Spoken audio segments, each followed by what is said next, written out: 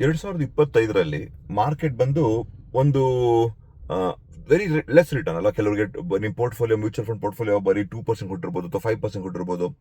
ಕೆಲವು mid cap small cap ಎಲ್ಲ minus ಅಲ್ಲಿ ಕೊಟ್ಟಿರ್ಬೋದು ಕೆಲವು ಪೋರ್ಟ್ಫೋಲಿಯೋಸ್. ಈ ಥರ ಎಲ್ಲ ಆಗಿದೆ ಕೆಲವು ಪೋರ್ಟ್ಫೋಲಿಯೋಗಳು.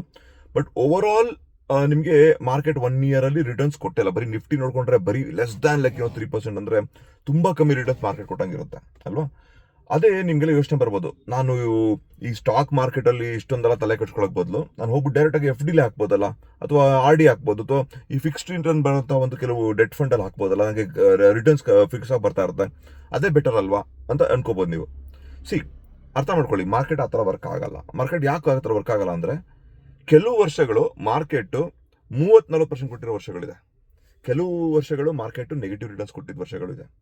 ಸೊ ನಾವು ಯಾಕೆ ಮ್ಯೂಚುವಲ್ ಫಂಡ್ ಅಥವಾ ನಮ್ಮ ಒಂದು ಸ್ಟಾಕ್ ಮಾರ್ಕೆಟ್ ಇನ್ವೆಸ್ಟ್ಮೆಂಟ್ ಸ್ಟಾಕ್ಸ್ ತಗೊಂಡು ಅಥವಾ ಎಕ್ವಿಟಿ ಮಾರ್ಕೆಟ್ ಅಲ್ಲಿ ಇರೋದು ಯಾಕೆ ಒಳ್ಳೇದು ಅಂತ ಹೇಳಿದ್ರೆ, ಮಾರ್ಕೆಟ್ ಯಾವತ್ತೂ ಸೈಕಲ್ಸ್ ಅಲ್ಲಿ ವರ್ಕ್ ಆಗುತ್ತೆ ಅಲ್ವಾ. ಹಿಸ್ಟಾರಿಕಲ್ ನೋಡ್ಕೊಂಡ್ರೆ ಮಾರ್ಕೆಟ್ ಸೈಕಲ್ ಅಂದ್ರೆ ಈ ವರ್ಷ ಚೆನ್ನಾಗಿಲ್ಲ ಮುಂದಿನ ವರ್ಷ ಚೆನ್ನಾಗುತ್ತೆ ಅಂತ ಹೇಳ್ತಾ ಇಲ್ಲ ನಾನು. ಇನ್ನೊಂದು 3-4 ವರ್ಷ ಚೆನ್ನಾಗಿಲ್ಲದೆ ಇರ್ಬೋದು, ಅಥವಾ 3-4 ವರ್ಷ ಸೂಪರ್ ಆಗಿರ್ಬೋದು, ಅಥವಾ ಮಾರ್ಕೆಟಲ್ಲಿ ಬಿಹೇವಿಯರೇ ಸೈಕ್ಲಿಕ್. FD ಹಂಗಲ್ಲ. FD is fixed. ಅದರಲ್ಲಿ ನಿಮ್ಗೆ ಇಷ್ಟೇ ರಿಟರ್ನ್ಸ್ ಬರುತ್ತೆ ಅಷ್ಟೇ ಬರುತ್ತೆ ಅಂತ ಇರುತ್ತೆ. ಸೊ ಫಿಕ್ಸ್ಡ್ ಇರುತ್ತೆ. ಬಟ್ ನಮಗೆ ಈ ಮಾರ್ಕೆಟ್ನ ಸೈಕ್ಲಿಕ್ ನೇಚರ್ ಇರೋದ್ರಿಂದ, ಸೈಕ್ಲಿಕ್ ನೇಚರ್ ಕೆಲವು ವರ್ಷಗಳು ಚೆನ್ನಾಗಿ ಬರಲ್ಲ, ಕೆಲವು ವರ್ಷಗಳು ಸೂಪರ್ ಡೂಪರ್ ಆಗಿ ಬರುತ್ತೆ.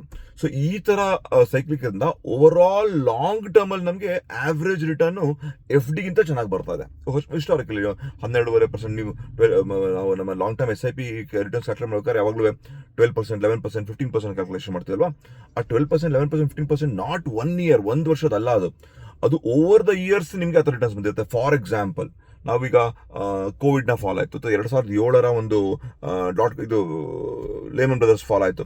ಈ ಥರ ಸಂದರ್ಭಗಳಲ್ಲಿ ಅಕಸ್ಮಾತ್ ಮಾರ್ಕೆಟ್ ನೆಗೆಟಿವ್ 30-40% ಕೋವಿಡ್ ಎಲ್ಲ ಕ್ರಾಶ್ ಆಗಿರುವಂತಹ ಸಂದರ್ಭಗಳಲ್ಲಿ ಅಕಸ್ಮಾತ್ ನಾವು ಇನ್ವೆಸ್ಟ್ ಮಾಡಿದ್ರೆ ನಮ್ಮ ರಿಟರ್ನ್ಸ್ ವುಡ್ ಹ್ಯಾವ್ ಬಿನ್ 300, 400, 500% ಅಲ್ವಾ. ನಾವು ಕೋವಿಡ್ ಟೈಮಲ್ಲಿ ಇನ್ವೆಸ್ಟ್ ಮಾಡಿದ್ವಿ ಇವತ್ತಿಗೆ. ಸೊ ಈ ಥರ ರಿಟರ್ನ್ ನಿಮಗೆ FD ಸಿಗಕ್ಕೆ ಸಾಧ್ಯ ಅಲ್ಲ. FD is consistent. ಸೊ ನಿಮ್ಮ ಒಂದು ಸೈಕಾಲಜಿ ಅಕಸ್ಮಾತ್ ಏನಾದರೂ ಲಾಂಗ್ ಟರ್ಮ್ ವಿಷನ್ ಇತ್ತು, ನಾನೊಂದು ಮನಸ್ಸಲ್ಲಿ ನನ್ನ ದೇಶದ ಬಗ್ಗೆ, ನನ್ನ ದೇಶದ ಕಂಪನಿಗಳ ಬಗ್ಗೆ ನನಗೊಂದು ನಂಬಿಕೆ ಇದೆ ಅಂತ ಹೇಳಿದ್ರೆ, ಲಾಂಗ್ ಟರ್ಮ್ ವಿಷನ್ ಇದ್ರೆ ನೀವು ಇನ್ವೆಸ್ಟರ್ ಆಗಿ ಸ್ಟಾಕ್ ಮಾರ್ಕೆಟ್ ಬರಬೇಕು. ನಾವು ಬರೀ ರಿಟರ್ನ್ ಬೇಕು, ಎವ್ರಿ ಇಯರ್ ರಿಟರ್ನ್ ನೋಡ್ತೀನಿ ನಾನು, ಗ್ಯಾರಂಟಿಡ್ ಬೇಕು ನಿಮ್ಗೆ, ಅಥವಾ ನಾನು ಸ್ಟಾಕ್ ಮಾರ್ಕೆಟ್ ಲಾಂಗ್ ಟರ್ಮ್ ತಲೆ ಕೆಡ್ಸ್ಕೊಳಕ್ ಹೋಗಲ್ಲ ಅಂದ್ರೆ ಅವಾಗ ಬೇಕಾದ್ರೆ FD ಹೋಗ್ಬೋದು. ಸೊ ಸ್ಟಾಕ್ ಮಾರ್ಕೆಟ್ನ ಸ್ಪೆಷಾಲಿಟಿನೇ ಸೈಕ್ಲಿಕ್ ನೇಚರ್. ಆ ಸೈಕ್ಲಿಕ್ ನೇಚರ್ ನಾವು ಯೂಟಿಲೈಸ್ ಮಾಡ್ಕೋಬೇಕು. ನಾನು ರುಪಿ ಕಾಸ್ಟ್ ಆವ್ರೇಜಿಂಗ್ ವಿಷಯ ಮಾತಾಡಿರ್ತೀನಿ ಎಷ್ಟೊಂದು ವಿಡಿಯೋಗಳಲ್ಲಿ. ಸೊ ಈ ಥರ ನೀವೇ ಇನ್ವೆಸ್ಟ್ ಮಾಡೋದಾದ್ರೆ, ಅಥವಾ ನೀವು ಒಳ್ಳೆ ಫಂಡ್ ಮ್ಯಾನೇಜರ್ ಹುಡ್ಕೊಂಡು ಒಳ್ಳೆ ಮ್ಯೂಚುವಲ್ ಫಂಡ್ ಹೋಗೋದಾದ್ರೆ ಅವರು ಈ ಕೆಲಸಗಳನ್ನ ಮಾಡ್ತಾ ಇರ್ತಾರೆ. ಸೊ ಹಾಗೆ ನೀವು ಸ್ಟಾಕ್ ಮಾರ್ಕೆಟ್ ಬರೋದಾದ್ರೆ ಒಂದು ಲಾಂಗ್ ಟರ್ಮ್ ವಿಷನ್ ಇಟ್ಕೊಂಡ್ರೆ ಆಸ್ ಅನ್ ಇನ್ವೆಸ್ಟರ್ ಹೆಲ್ಪ್ ಆಗುತ್ತೆ.